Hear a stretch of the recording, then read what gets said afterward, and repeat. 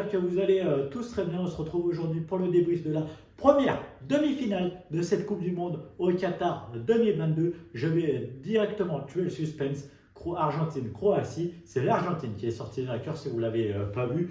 Bon, trêve de plaisanterie, découvrons tout de suite le programme que je vous ai concocté. Il y a beaucoup de choses à dire, alors c'est parti. En premier, nous verrons les compositions des deux équipes. En deuxième, nous ferons un bilan historique. En troisième, nous ferons une analyse par ordre chronologique. Ça fera office de résumé. Enfin, les tops et les flops. On verra le tableau actualisé, etc. Allez, c'est parti. Perdons pas de temps. Les amis, découvrons la composition des deux équipes. On commence par celle qui reçoit, entre guillemets, Martinez, l'Argentine du coup, Martinez dans les cages, Molina, Tagliafico, le Lyonnais sur les côtés, Otamendi, Romero, la défense, Fernandez, Paredes au milieu de terrain, McAllister, De Paul, les ailiers, les milieux de côté, et Alvarez, la révélation, l'une en tous les cas de cette Coupe du Monde, et le septuple ballon d'or Lionel Messi. Pour la Croatie, le phénomène, la légende, désormais Dominik Livakovic, la charnière centrale, l'ancien Lyonnais Dejan Lovren et Guardiol, les deux latéraux Sosa et Juranovic, le milieu de terrain, la triplette Brozovic, Kovacic, Modric, l'ancien ballon d'or 2018, Kramaric, Perisic, Pasalic en attaque.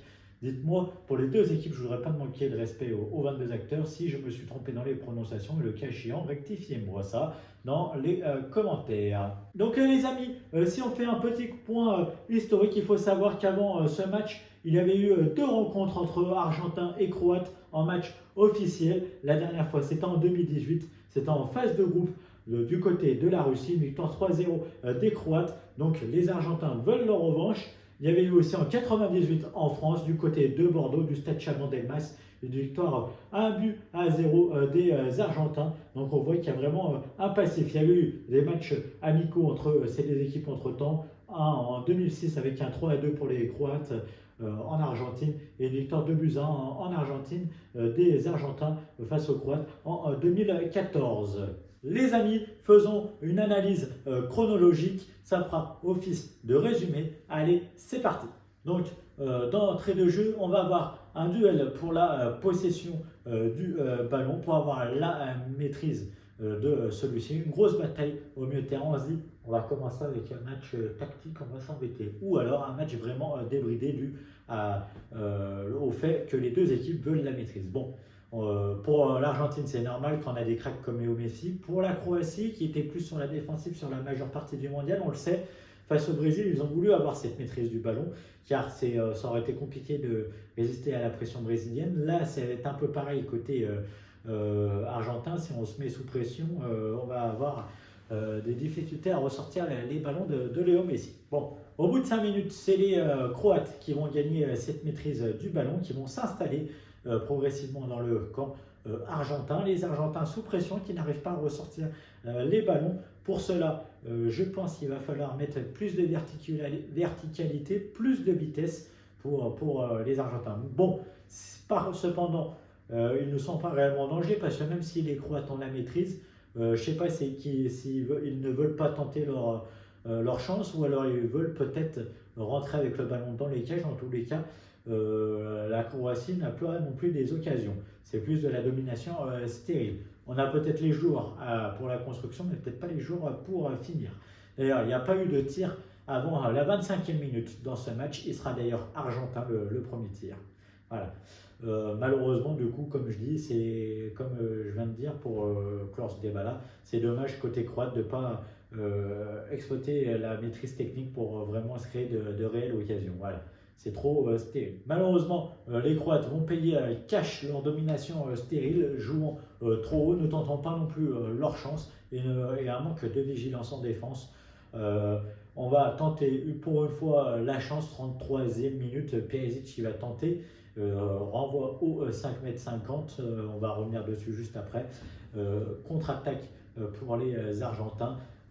Qui vont vraiment transpercer la défense croate, pas assez vigilante, et qui vont obtenir un penalty. Alors même que les Croates basaient sur toute la compétition leur jeu sur une défense agressive, compacte, costaud et moins sur l'attaque, avec faisant un peu plus preuve de réalisme comparé aux Argentins qui basaient sur l'offensif. D'ailleurs, on va voir un graphique qui prouve bien tout ça. On voit les Croates, les 10 joueurs croates qui ont le plus tenté leur chance dans la Coupe du Monde et les 10 argentins. Donc les joueurs qui ont le plus tenté, on retrouve Ivan Perisic, 11 tirs, 4 chances créées, 6 fois la construction. Brozovic et ses 4 tirs par exemple, 5 chances créées et 19 fois la construction. On voit qu'il y a vraiment des constructions, Modric 13 fois, 12 fois Kovacic. Mais pas trop, on joue sur le réalisme plutôt. Alors que côté argentin, on est à 18 tirs par exemple pour Messi, 14 pour Rodrigo de Paul, 8 pour Lautaro Martinez, 8 pour Julian Alvarez. Donc on voit vraiment la différence et on voit vraiment que les Croates, leur but, c'est de tenir et de pousser les équipes en prolongation et au tir au but.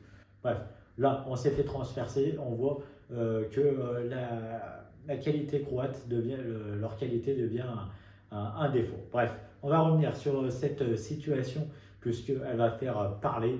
Il y aura débat, puisque oui, avant la contre-attaque argentine due à un relance au 5,50 m, il y avait corner précédemment. On regarde les images et je vous montre pourquoi. Donc oui, 31e minute, Perisic dans la surface cherche à enrouler sa frappe. On voit bien sur l'image haute là que avec un plan assez haut que la frappe a été contrée. Donc ça aurait dû être un corner et jamais un renvoi au 5,50 m.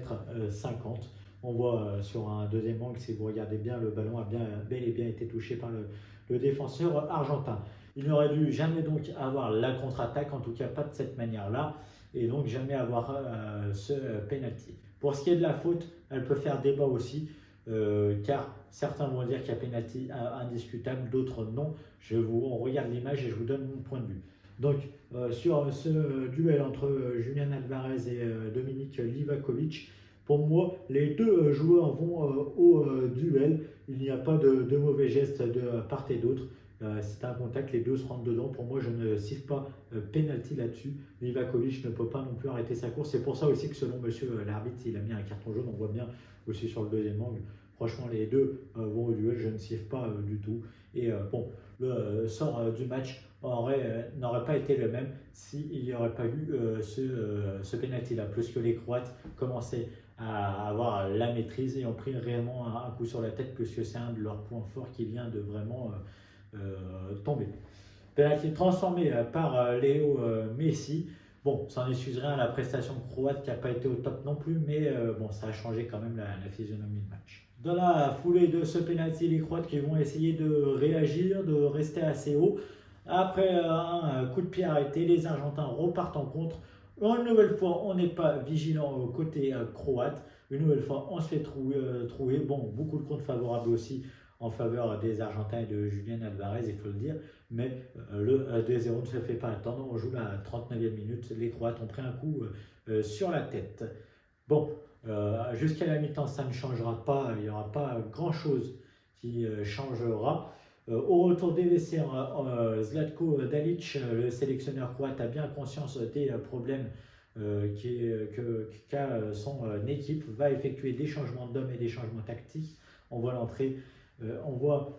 l'entrée de Orsic à la place de Sousa, de Vlasic à la place de Pasalic. Et on voit Ivan Perisic décalé en latéral gauche. Il a peu évolué sur ce poste-là, c'est plus un attaquant, un joueur en vocation offensive, mais il l'a déjà fait. Donc on voit réellement qu'on veut revenir. On a peut-être dans l'idée qu'on a vu l'Argentine vraiment régresser sur les tours précédents après avoir mené au score par 2 buts. Face à l'Australie en 8e, ça a été chaud, et face aux Pays-Bas aussi plus que chaud. Et l'idée de faire entrer des grands pour mettre de la taille dans la surface. Bon, malheureusement, cette fois, la défense argentine, même s'il y a un manque de gabarit, ne sera pas déstabilisée. C'est dû à un manque de vitesse, un manque de changement de rythme. Donc, nouveau changement pour Zlatko Dalic qui va tenter le tout pour le tout avec la sortie de Marcelo Brozovic. Nous qui pensaient qu'il ne le sortirait pas parce que c'était vraiment le joueur qui devait garder, qui devait être le gardien de cette défense au poste de sentinelle. Il est remplacé par Petkovic, un nouvel attaquant de la taille qui rentre. on tente vraiment le coup pour le coup, et comme je vous dis, on a peut-être l'idée des Pays-Bas. Côté argentin, on va contrer tout ça. 62e minute, Leandro Paredes qui avait fait une belle prestation pour une fois. Il n'a pas été pollueur. Quand il joue au football, il fait plaisir. Ce type, enfin. D'ailleurs, un petit graphique pour montrer le beau match qu'il a fait. Donc, on voit les passes faites d'un côté et l'autre, les ballons touchés. Il en a touché un peu partout sur le terrain. On voit de coups qu'il a eu, en tout cas, c'est sur la première période, mais ça vaut pour les 62 minutes auxquelles il a joué. Il a vraiment eu un impact sur le jeu argentin. Il a tenté 27 passes, il n'en a réussi et raté que 2, 93% de passes réussites. Donc il a vraiment impacté sur le jeu et sur la construction de balle côté argentin. Donc ça ne changera pas dans le reste du match. On va avoir des Croates qui ont réellement pris un coup sur la tête, qui ont compris que c'était fini, qui vont vouloir quand même essayer de sauver l'honneur. Parce qu'en plus, ils vont prendre un troisième but, le doublé de Julián Alvarez, 69e minute. Donc pendant qu'on y est, les stats expected goal d'ailleurs. Donc alors, on aura 2,49 expected goal pour l'Argentine et 0,55 pour la Croatie. Donc on voit bien que la Croatie a une maîtrise du ballon, mais qu'une domination stérile et que les Argentins se sont procurés plus d'occasions en évoluant en attaque rapide. Bon, il faut savoir qu'un penalty dans les expected goals, ça vaut 1 point, mais malgré tout, ça ferait quand même 1,49 si on écarte le penalty. Donc si on s'attarde au temps fort, on voit que l'Argentine a eu un petit temps fort dans les 5 premières minutes avant un temps fort croate entre la 5e et la 25e minute. Ce temps fort-là en 2 temps, pour être précis. Puis après, jusqu'au deuxième but argentin à la 39e minute, on va alterner petit temps fort argentin et petit temps fort croate. Après ce deuxième but, on va avoir droit à un gros temps fort argentin qui va nous emmener de la 39e au temps additionnel de la première mi-temps. Et puis dans ce temps additionnel là, un petit temps fort croate où il y aurait peut-être pu avoir une réduction du score, qu'il n'y a pas eu malheureusement. En deuxième période, on va aussi alterner petit temps fort argentin et petit temps fort croate entre la 45e et l'heure de jeu, à commencer par un temps fort croate.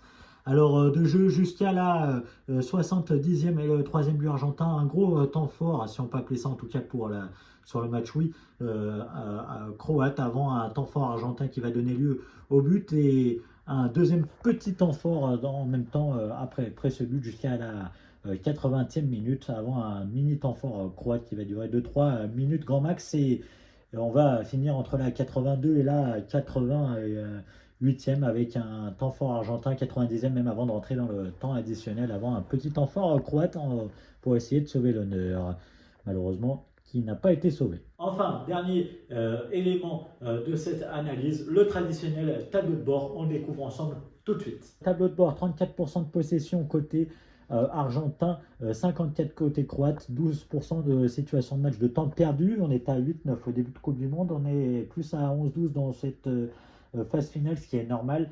On veut essayer de gagner du temps parce que c'est des matchs coup près quand on mène.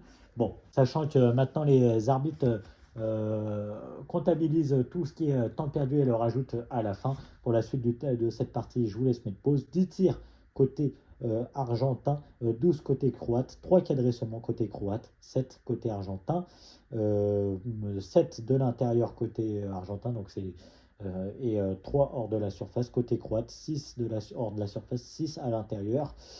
Il y a un manque de réalisme. Peut-être qu'il aurait fallu tenter de l'extérieur un peu plus pour essayer de mettre plus en difficulté la défense argentine. Discipline, 2 jaunes de chaque côté, 15 fautes concédées côté argentin, 8 côté croate, un seul hors-jeu, il est argentin. Distribution, 408 passes argentines, 344 réussies, 624 croates, 551 réussites. 20 centres croates, 8 côté argentin, 2 seulement réussis côté argentin, donc il y en a 6 de ratés, et 4 seulement côté croate, 16 de ratés. Renversement de jeu réussi, 8 pour la Croatie. Malheureusement, ils n'ont pas réussi à mettre en difficulté la défense argentine, 4 côté argentin. Corner, 2 côté argentin, 4 côté croate, et ça a coûté cher d'ailleurs, ces coups de pied arrêtés en se prenant des contres.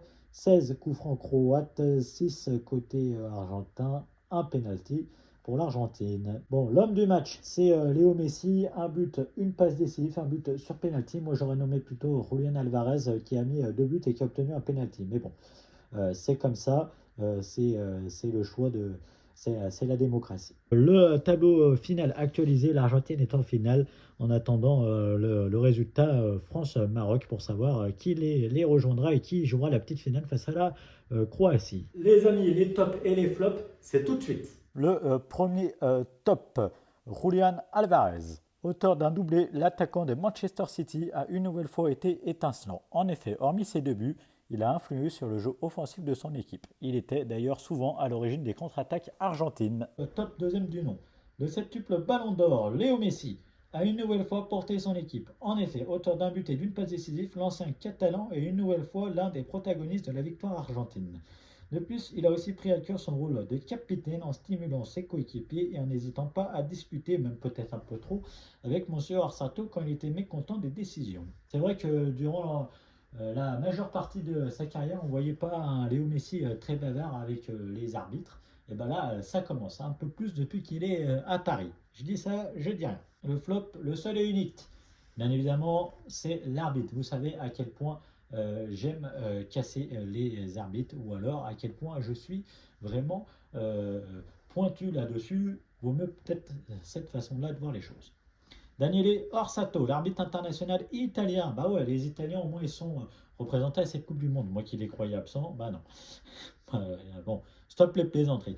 A été au centre de cette première demi-finale de ce mondial. En effet, en sifflant un pénalty plus que discutable à la 32e minute, il a impacté le sort du match. D'ailleurs, à titre de précision sur cette action-là, pour moi, il s'est trompé deux fois. Une première fois, c'est sûr, il y avait corner, et après, le débat sur le duel entre Dominique Livakovic et Julián Álvarez. Pour moi, il s'est trompé une deuxième fois. Bref, on va pas faire le débat, il a déjà eu lieu, on va pas revenir dessus. Voilà. Voilà les amis, l'Argentine est en finale. Attend désormais de savoir qui elle affrontera, qui de la France ou du Maroc rejoindra l'Argentine. On saura ça dans les prochaines heures. Mettez un maximum de likes, abonnez-vous et commentez la vidéo. On va espérer que c'est nos petits bleus. Allez, je vous dis Kichet Pali, à la prochaine, salut!